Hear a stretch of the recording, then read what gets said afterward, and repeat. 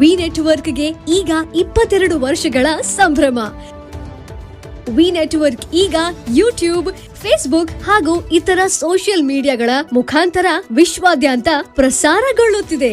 ನಿಮ್ಮ ಸುತ್ತಮುತ್ತ ಆಗು ಹೋಗುಗಳ ಬಗ್ಗೆ ನಿಖರವಾದ ಮಾಹಿತಿಯನ್ನು ತಿಳಿದುಕೊಳ್ಳಲು ವಿ ನೆಟ್ವರ್ಕ್ಗೆ ಲೈಕ್ ಮಾಡಿ, ಶೇರ್ ಮಾಡಿ, ಸಬ್ಸ್ಕ್ರೈಬ್ ಮಾಡಿ. ಪ್ರತಿಯೊಬ್ಬರೂ ಜ್ಯೋತಿ ಪೂಜೆ ಮಾಡುವುದರಿಂದ ಧನಾತ್ಮಕ ಶಕ್ತಿ ಹೆಚ್ಚುತ್ತದೆ ಎಂದು ಬೆಳಗಾವಿಯ ಜ್ಯೋತಿ ಪೂಜೆ ಮಂಡಳ ವಕ್ತಾರೆ ಶ್ರೀಮತಿ ಗೌರಿ ದಿವಟಾರ ಹೇಳಿದರು.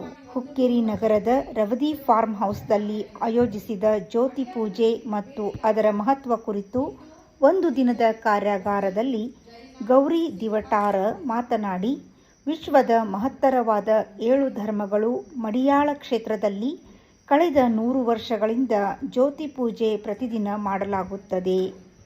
ಇಂದು ಬೆಳಗಾವಿ ಜಿಲ್ಲೆಯ ಪ್ರತಿ ತಾಲೂಕಿನ ಆಸಕ್ತ ಮಹಿಳೆಯರಿಗೆ ಜ್ಯೋತಿ ಪೂಜೆಯ ನಿಯಮಗಳನ್ನು ಹೇಳಲಾಗುತ್ತದೆ. ಇದರಿಂದ ನಮ್ಮ ಮನೆಗಳಲ್ಲಿ ಧನಾತ್ಮಕ ಶಕ್ತಿ ಪಡೆಯಬಹುದು ಎಂದರು. ಈ ಒಂದು ಸಂಸ್ಥೆ ಈ 7 ಧರ್ಮದಿಂದಲೂ ಕೂಡ ಇದಕ್ಕೆ ಸಾಕಷ್ಟು ಜನ ಫಾಲೋವರ್ಸ್ ಅದಾರ. ಯಾಕಂದ್ರೆ ವಿಶ್ವಾದ್ಯಂತ ಇರುವಂತಹ ಮುಖ್ಯವಾದ 7 ಧರ್ಮಗಳನ್ನ ಈ ಒಂದು ಸಂಸ್ಥೆ ಹೇಳ್ತದೆ.